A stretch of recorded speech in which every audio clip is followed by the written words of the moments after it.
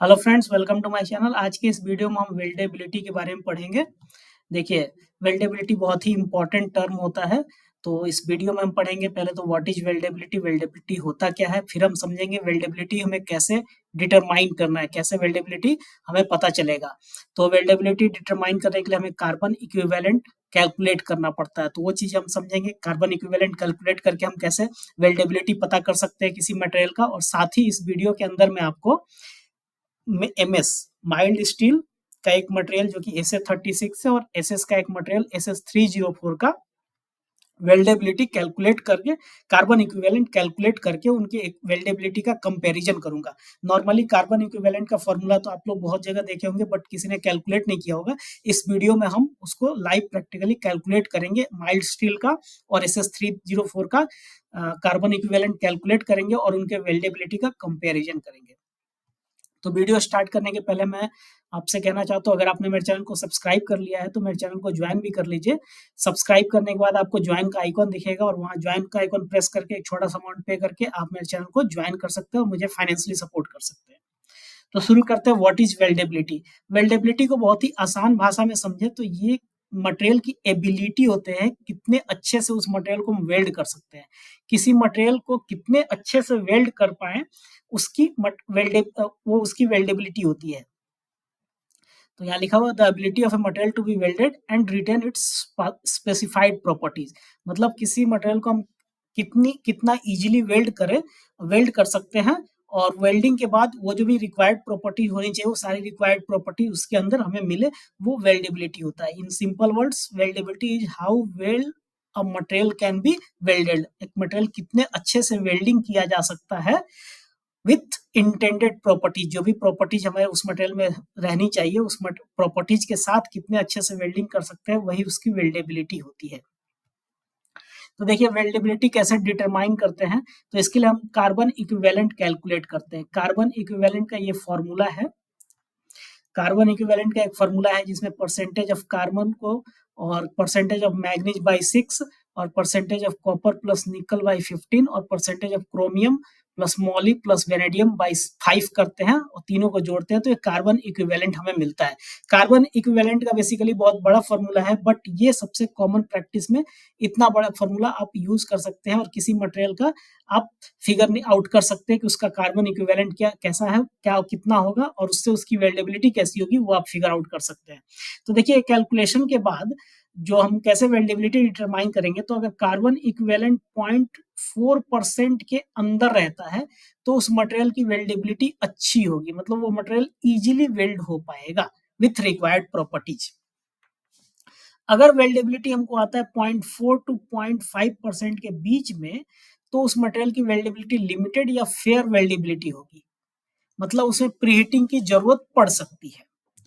और अगर carbon equivalent 0.5% के ऊपर आता है तो उस मटेरियल की वेल्डेबिलिटी बहुत ही पुअर होगी, मतलब उसको वेल्डिंग करने में बहुत डिफिकल्टी होगी, बहुत टफ होगा उस मटेरियल को वेल्डिंग करना जिसका कार्बन इक्विवेलेंट 0.5% से ज्यादा होगा। और ऐसे मटेरियल में जो वेल्डिंग का प्रोसीजर बनेगा, काफी केयरफुली वो प्रोसीजर्स बनाने पड़ेंगे। उसमें pre heating, post weld heat treatment etcetera हो सकते हैं। तो देखिए, अब हम सैंपल कैलकुलेशन करेंगे। पहले हम करेंगे SA36 जो कि एक माइल्ड स्टील का ग्रेड है। SA36 माइल्ड स्टील का हम कार्बन इक्विवेलेंट कैलकुलेट करेंगे और वेल्डेबिलिटी इसका फिगर आउट करेंगे। तो देखिए, SA36 हमने ये वैल्यू कहाँ से लिया, तो ये वैल्यू हमने MTC से लिया है। SA36 का MTC से ये सारे वैल्यूज हमने लिए हैं।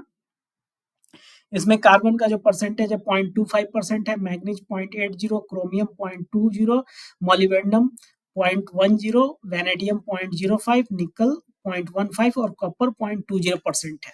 तो ये हमने MTC से वैल्यू लिया, SA36 के MTC से। अब इसको हम अपने पुराने फॉर्मूला में रखेंगे, जैसे कार्बन का परसेंटेज प्लस मैग्नीज बाई 6 का परसेंटेज। कार्बन हमारा कितना है 0.25, तो 0.25 हमने यहाँ लिख दिया। अब मैग्नीज बाई 6, मैग्नीज हमारा कितना है, मैग्नीज है 0.80, तो मैग्नीज बाई 6 रख दिया। उसके बाद हमारा क्या था, कॉपर प्लस निकल बाई 15, तो यहाँ हमारा कॉपर का परसेंटेज आ गया 0.20। देखिए नीचे कॉपर है तो कॉपर 0.20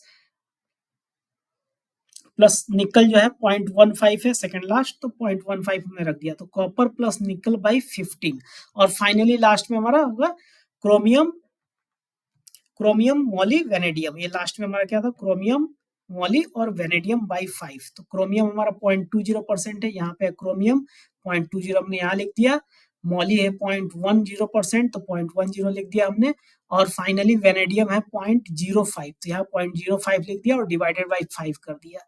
तो इनको जब हम कैलकुलेट करेंगे तो हमारा फाइनल कार्बन इक्विवेलेंट जो आएगा 0.476 आएगा। 0.476 जो है वो किस कैटेगरी में फॉल करेगा, यहाँ हमने 3 कैटेगरी दिया था। 0.4 के नीचे अगर रहेगा तो अच्छी वेल्डेबिलिटी होगी, 0.4 टू 0.5 के बीच में रहेगा तो लिमिटेड या फेयर वेल्डेबिलिटी होगा। तो हमारा जो परसेंटेज आया 0.476, मतलब 0.4 से थोड़ा सा ज्यादा आया है, मतलब गुड वेल्डेबिलिटी से थोड़ा सा ज्यादा आया, मतलब गुड से फेयर के बीच में इस स्टील का वेल्डेबिलिटी होगा, बिटवीन गुड टू फेयर या फेयर वेल्डेबिलिटी कह सकते हैं। अब हम SS304 का कैलकुलेट करेंगे, ये वैल्यू भी हमने SS304 के MTC से लिया है। तो देखिए इसमें सीधे हमने फॉर्मूला में डाला, हमारा कार्बन कितना है 0.08%, तो कार्बन हमने यहाँ डाल दिया 0.08। फिर मैग्नीज बाई 6, मैग्नीज कितना है 2% है, तो मैग्नीज बाई 6 हो गया। उसके बाद कॉपर प्लस निकल बाई 15, तो कॉपर हमारा कितना 0.5 और निकल 8% है, तो 0.5 प्लस 8 बाई 15। और finally Chrome Molly vanadium, Chrome हमारा 18% है, मॉली 0.75 और वेनेडियम 0.10, तो इतना रख के डिवाइड बाई 5 कर दिया और फाइनली जब कैलकुलेट करके आएगा 4.55। 4.55 किस क्राइटेरिया में फिट बैठेगा, तो एबव 0.5, मतलब 0.5 से ये बहुत ही ज्यादा है, मतलब इसकी वेल्डेबिलिटी पुअर वेल्डेबिलिटी में आएगी। एसएस का वेल्डेबिलिटी पुअर है, यानी एसएस को वेल्डिंग करना इजी नहीं होता है।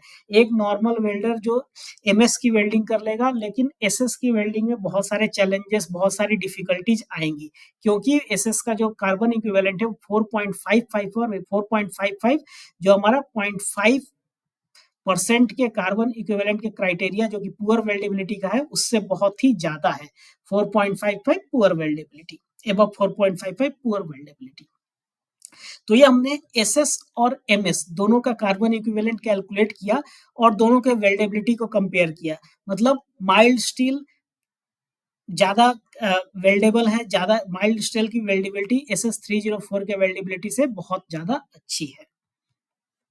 अब कुछ और की फैक्टर्स है जो कि वेल्डेबिलिटी को अफेक्ट करते हैं। मटेरियल कंपोजिशन तो सबसे मेन है, बाद में जब वेल्डिंग करते हैं उसमें क्या होता है कि अनइक्वल एक्सपेंशन और कॉन्ट्रैक्शन होता है वेल्डिंग के दौरान। वेल्डिंग के दौरान मटेरियल मोल्टेन स्टेज में जाता है और फिर उसकी कूलिंग होती है, तो जो अनइक्वल एक्सपेंशन और कॉन्ट्रैक्शन होता है वेल्डिंग में, उससे भी रेसिडुअल स्ट्रेस आता है जिससे कि वेल्डेबिलिटी को अफेक्ट होता है। साथ में जब वेल्डिंग करते हैं तो कि जो पेरेंट मटेरियल उसको कई बार जिग्स या फिक्सचर या क्लैंप से फिक्स करते हैं फिटअप के दौरान, तो वो भी रिस्ट्रेंट स्ट्रेस को जन्म देता है जिससे कि वेल्डेबिलिटी में इफेक्ट होता है। फिर माइक्रो स्ट्रक्चरल ससेप्टेबिलिटी, देखिए कार्बन इक्विवेलेंट जितना ज्यादा होगा मटेरियल जो है क्रैकिंग के लिए प्रोन होगा, मतलब उसमें क्रैकिंग ब्रिटल फ्रैक्चर से क्रैकिंग उसमें आ सकता है। ये तो एक इम्पॉर्टेंट टर्म था, जितना ज्यादा कार्बन इक्विवेलेंट उतना ही ज्यादा क्रैक आने के संभावनाएं ज्यादा रहेंगी। अब फर्म जब वेल्डिंग करते हैं तो मटेरियल जो है मोल्टेन स्टेज में जाता है, मोल्टेन स्टेज से फिर सॉलिडिफाई होता है, तो उसमें माइक्रो स्ट्रक्चर का जो है डेवलपमेंट होता है, तो वो चीजें जो है वेल्डेबिलिटी में काफी अफेक्ट करते हैं। फिर बेस मेटल थिकनेस, ये बहुत ही इंपॉर्टेंट है, बेस मेटल थिकनेस भी बहुत ज्यादा इफेक्ट करता है। मेटल जितना ज्यादा थिक होगा वेल्डिंग के दौरान फास्ट कूलिंग उतनी ज्यादा फास्ट होगी, क्योंकि कूलिंग एरिया बढ़ जाएगा, तो उससे भी काफी अफेक्ट करता है वेल्डेबिलिटी। फिर ज्वाइंट का थिकनेस, ज्वाइंट का थिकनेस अगर अनइक्वल है, दो अलग अलग थिकनेस अनइक्वल है, तो उससे भी वेल्डेबिलिटी के ऊपर काफी इफेक्ट आएगा। तो फ्रेंड्स इस वीडियो को हमने देखा, हमने वेल्डेबिलिटी समझा और एसएस और एमएस की वेल्डेबिलिटी को कैलकुलेट किया, कार्बन इक्विवेलेंट को कैलकुलेट किया, दोनों के वेल्डेबिलिटी को कंपेयर किया। होप आपको ये वीडियो अच्छा लगा होगा। अगर आपको ये वीडियो अच्छा लगा होगा तो मेरे चैनल को ज्वाइन कर लीजिएगा। Thank you very much.